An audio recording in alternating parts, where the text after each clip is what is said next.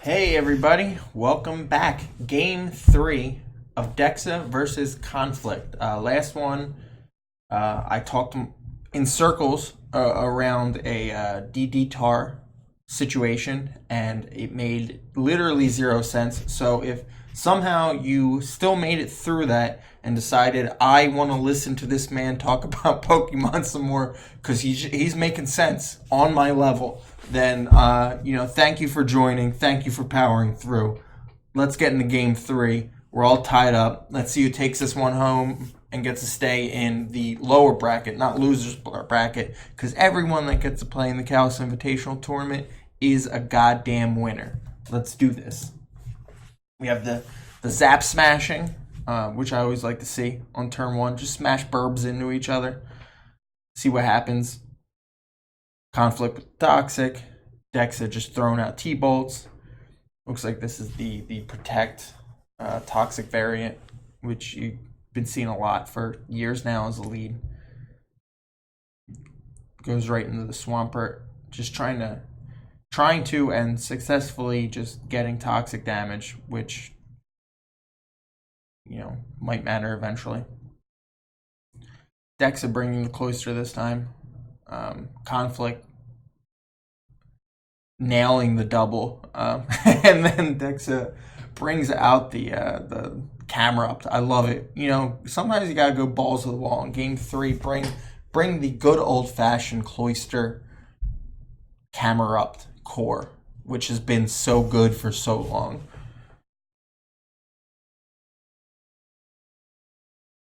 Camera up, putting in work, getting the toxic on the T-tar.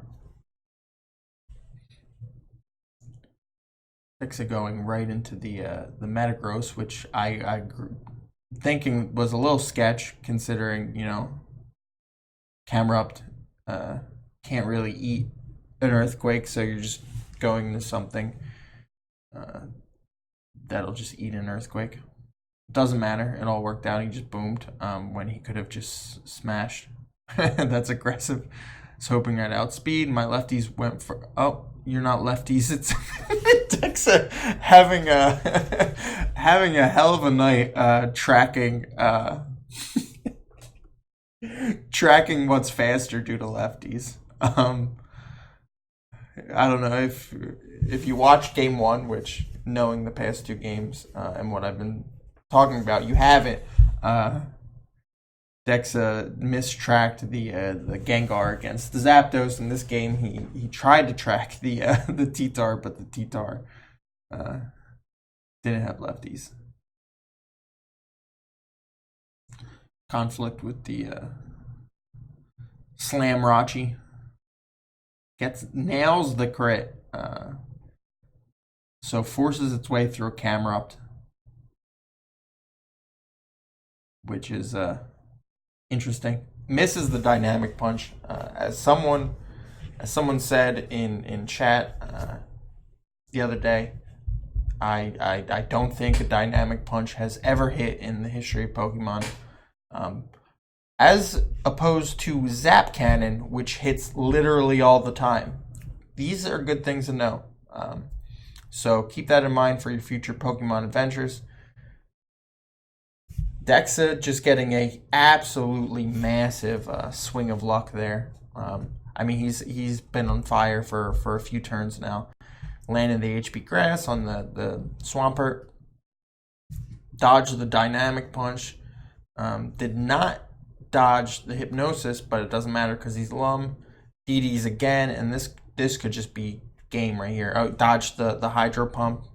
He's a swift boy, so that's likely it, unless he misses a Rock Slide. That's gonna sums up the game we chose to play. He's 100% correct. If you don't like it, then you can just get out. No, you can play, some first-person shooter or something.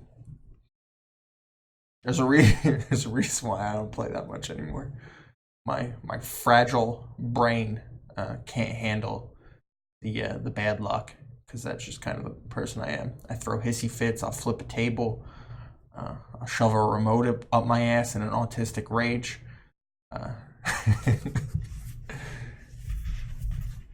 But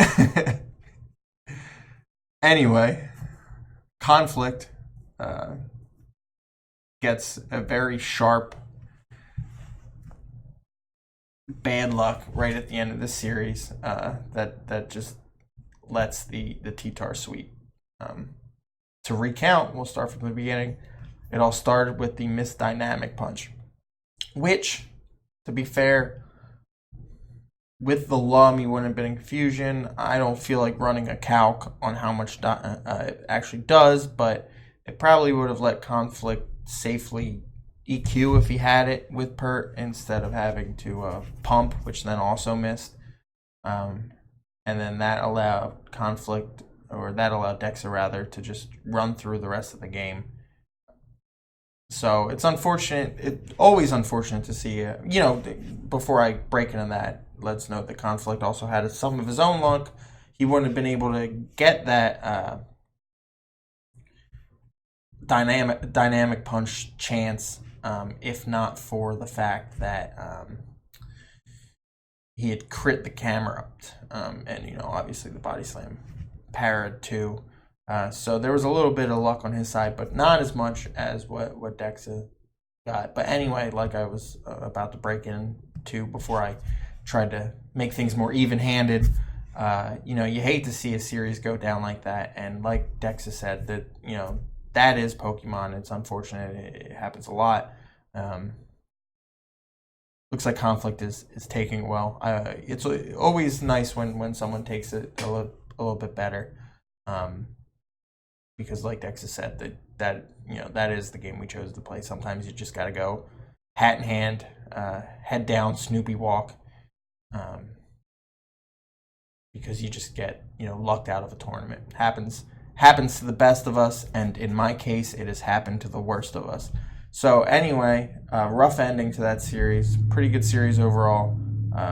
Good play by both parties. I think Game 1, if I was going to point to a game, I would say Game 1's a showcase game. I think both of them played around each other really well. The switches weren't straightforward. Each of them was trying to stay ahead of the other one, and I think that was definitely by far the best game of the series. So if for some reason you skipped that one, go back and watch. Anyway, thank you for watching, and smash that GD love button. Love Disket.